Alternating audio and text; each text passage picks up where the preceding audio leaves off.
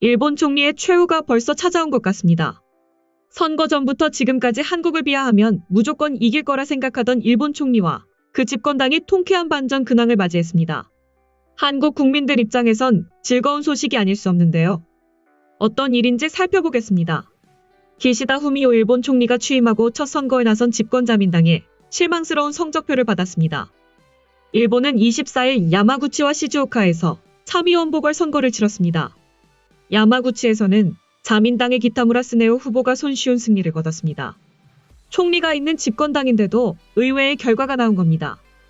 극우 성향의 산케이 신문의 정치부장 출신인 기타무라 후보는 2013년 자민당 비례대표로 참의원이 되고 2선을 지내다가 이번에 처음으로 지역구 후보로 도전, 야권 후보 2명을 제치고 3선에 성공했습니다. 그러나 시즈오카에서는 두 야당인 입헌민주당과 국민민주당이 추천한 야마자키 신노스케 무소속 후보가 자민당의 와카바야시 요헤이 후보를 접전 끝에 물리쳤습니다.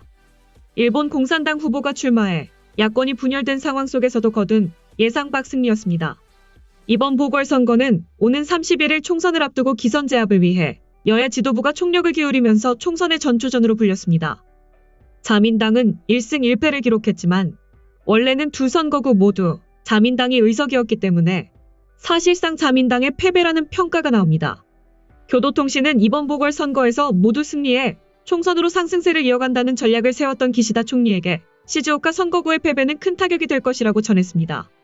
이처럼 자민당 총재인 기시다 총리가 취임하고 처음으로 전면에 나선 선거전이었기에 자민당으로서는 더욱 아쉬운 결과였습니다. 기시다 총리는 이번 선거전에서 자민당 텃밭인 야마구치와 달리 접전 양상을 보인 시즈오카를 두 차례나 방문해 지원 유세를 펼치면서 공을 들였지만 역부족이었습니다. 여기서부터 현재 총리의 역량이 부족하다는 게 여실히 느껴지는데요. 제1야당 입헌민주당의 후쿠야마 데스로 간사장은 NHK에 시즈오카 선거구는 원래 자민당 의석이었고 취임한 지 얼마 안 된 기시다 총리가 직접 응원에 나선 것을 감안하면 엄청난 승리라며 기시다 총리에 대한 실망감이 커지고 있다는 민심의 표현이라고 강조했습니다. 반면 자민당에서는 우려의 목소리가 나왔습니다. 자민당의 한 간부는 절대 방심하지 말아야 한다는 것을 깨닫게 됐다라며 이번 총선을 정신 차리지 않고 준비하면 전국 각지에서 비슷한 일이 또 벌어질 것이라고 경고했습니다. 자민당의 한 중진 의원도 기시다 총리의 첫 출정에 찬물을 끼얹는 결과라며 총리 교체의 효과가 크지 않은 것 같다라고 지적했습니다. 일본 언론에서는 이번 총선에서 자민당이 연립 여당인 공명당과 함께 과반 의석을 차지할 것으로 보이지만 의석 수는 지금보다 줄어들고 단독 과반이라는 목표도 달성하기 어려울 것이라는 전망이 많습니다. 이 결과를 접한 기시다 총리는 초상집 분위기입니다. 보궐선거에서 집권자민당이 의석 하나를 빼앗기며 큰 타격을 입은 가운데 기시다 후미오 총리는 결과를 무겁게 받아들이겠다고 말했습니다. 하지만 자민당의 댓글 조작 의혹까지 나오면서 논란이 계속될 것으로 보입니다. 이러한 논란의 중심에 선 것은 트위터의 한 계정 답비입니다. 답비는 16만 명의 팔로워를 거느린 일본의 익명 트위터 계정입니다. 주로 DHC가 운영하는 우익 성향 방송 영상이나 국회 영상을 짧게 편집해 올리면서 자민당은 칭찬하고 야당을 비난합니다. 또한 허위 사실을 게재하거나 영상을 왜곡 편집해 올리는 일도 있습니다. 그동안 우파 성향 일반인처럼 활동해왔던 이 계정이 사실은 자민당과 거래하는 인터넷 업체가 운영하는 계정이라는 사실이 드러났습니다. 이에 자민당이 민간 기업에 의뢰해 개인 계정처럼 위장한 트위터 계정으로 여론 조작을 해온 것 아니냐는 의혹이 제기됐지만 자민당은 언급 자체를 꺼리며 모르쇠로 일관하고 있습니다. 이 계정의 정체는 제1야당 입헌민주당의 고니시 히로유키 참의원 의원의 소송 과정에서 밝혀졌습니다. 고니시 의원 등은 허위사실까지 게재한 답비의 일방적 공격에 시달리다 명예훼손으로 고발하기로 했습니다.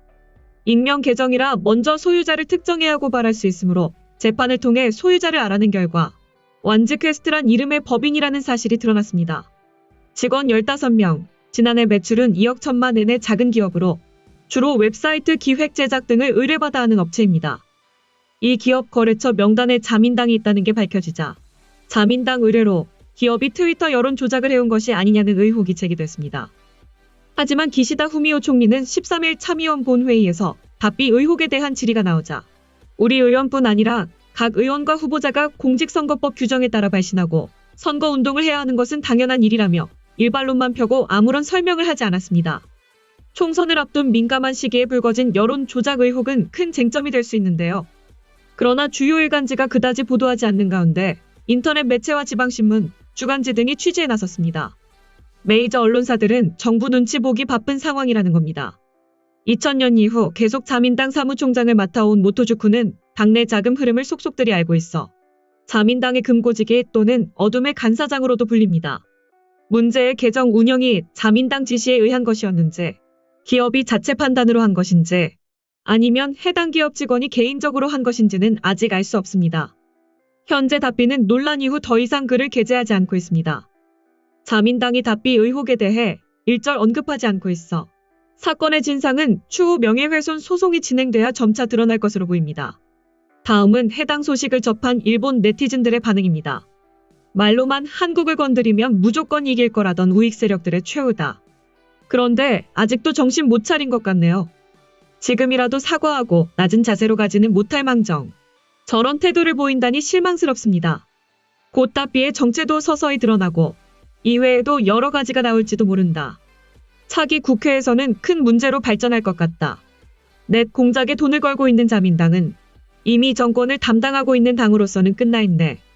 당당하다면 확실히 말했을 텐데 답을 피하는 걸 보면 의심할 수밖에.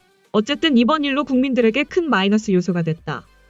만약 저 사실이 드러나지 않았다면 점점 더 강도를 올려갔겠지. 국민들은 여론몰이에 당해 그들 손에 놀아났을 거고 그 생각만 하면 괘씸할 뿐이다.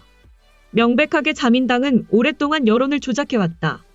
조작하여 불편한 존재를 멸시해왔다. 새로운 기업과 새로운 산업, 새로운 사람들, 미래를 열어가려는 사람들을 무너뜨려왔으며 낡은 조직 연결의 단체가 지지모체다. 그들에게는 새로운 방식이나 새로운 존재는 단지 위협이며 장애물일 뿐이다. 자민당은 독재국가와 똑같은 일을 하고 있다. 이것저것 자신들이 지지를 받는 정치를 하지 않는 자각이 있기 때문이다.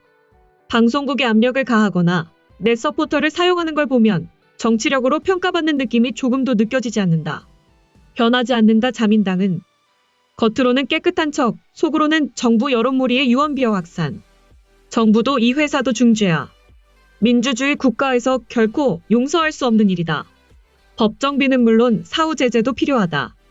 더 이상 멘트하면 위험하다고 생각했을까요? 지금은 앞으로의 추궁에 대응하기 위해 당과 대책 중이겠지. 뭐랄까, 한심하고 꼴불견이다.